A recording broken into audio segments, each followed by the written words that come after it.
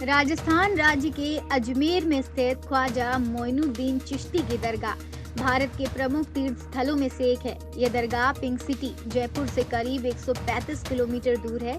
चारों तरफ अरावली की पहाड़ियों से घिरे अजमेर शहर में स्थित है। अजमेर शरीफ की दरगाह के नाम से यह पूरे देश में प्रसिद्ध है। इस दरगाह से सभी धर्मों के लोगों की आस्था जुड़ी है।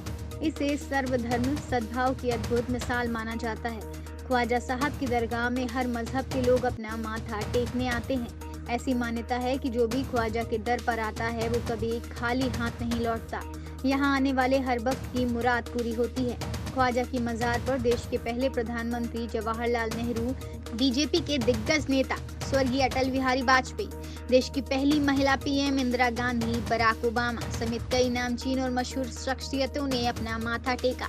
इसके साथ ही ख्वाजा के दरबार में अक्सर बड़े बड़े राजनेता एवं सेलिब्रिटीज आते हैं और अपनी अकीदत के फूल पेश करते हैं एवं आस्था की चादर चढ़ाते हैं।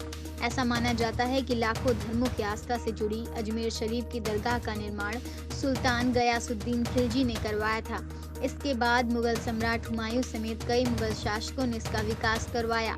इस दरगाह में कोई भी सिर खोल कर नहीं जा सकता। बाल ढककर ही ख्वाजा की मजार पर मत्था टेकने की अनुमति है।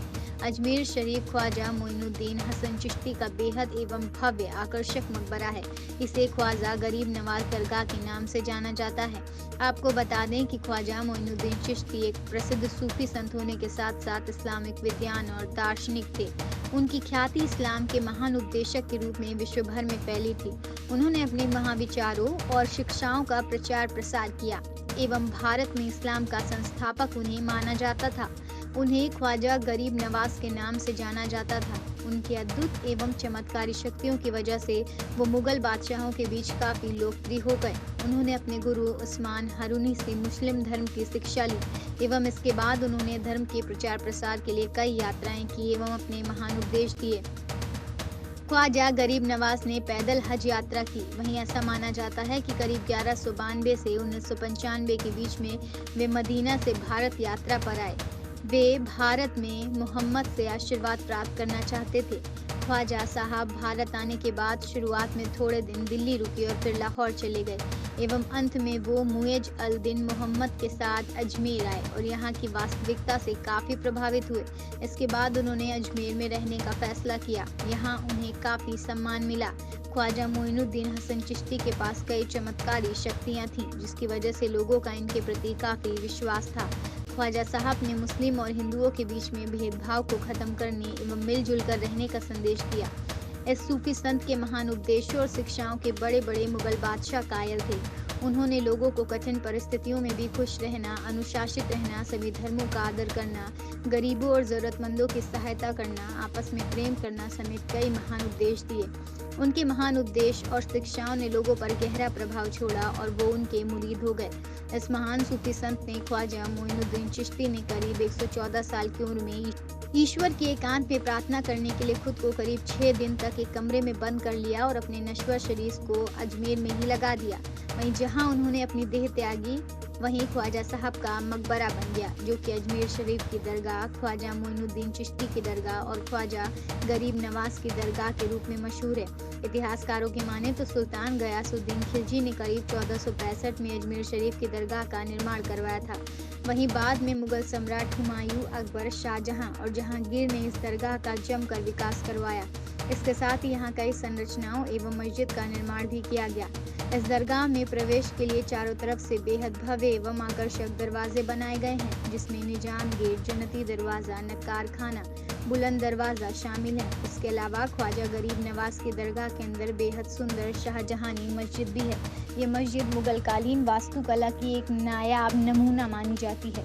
इस आकर्षक मस्जिद की इमारत में अल्लाह के करीब 99 पवित्र नामों के 33 खूबसूरत छंद लिखे हैं। इसके अलावा यहाँ शफा खाना अकबरी मस्जिद भी है। इस मस्जिद में वर्तमान में मुस्लिम समुदाय के बच्चों को इस्लाम धर्म के पवित्र ग्रंथ कुरान की शिक्षा दी जाती है। हवा में तैरते हुए जादुई पत्थर का दिलचस्प नज़ारा यहाँ देखने को मिलता है अजमेर शरीफ की दरगाह पर। वैसे तो यहाँ आने वाले लोगों को यहाँ की हर चीज़ बड़ी ही अद्भुत लगती है। दरगाह अजमेर शरीफ का भारत में बड़ा महत्व है। खास बात ये भी है कि ख्वाजा पर हर धर्म के लोगों का विश्वास है। यहाँ आने वाले श्रद्धालु चाहे किसी भी मजहब के क्यों ना हो, ख्वाजा के दर पर दस्तक देने एक बार जरूर आते हैं। तारागढ़ पहाड़ी की तलहटी में स्थित दरगाह शरीफ वास्तुकला की दृष्टि से बेजोड़ है।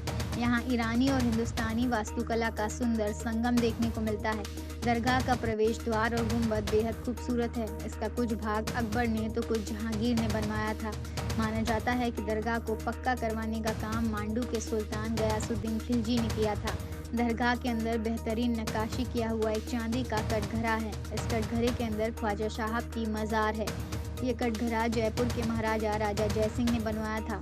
दरगाह में एक खूबसूरत महफिल खाना है जहाँ कव्वाल ख्वाजा की शान में कव्वाली गाते हैं। दरगाह के आसपास कई अन्य ऐतिहासिक इमारतें हैं। वहीं कुछ कदम की दूरी पर चट्टान के पास हवा में तैरता हुआ पत्थर सभी के लिए उत्सुकता का विषय है।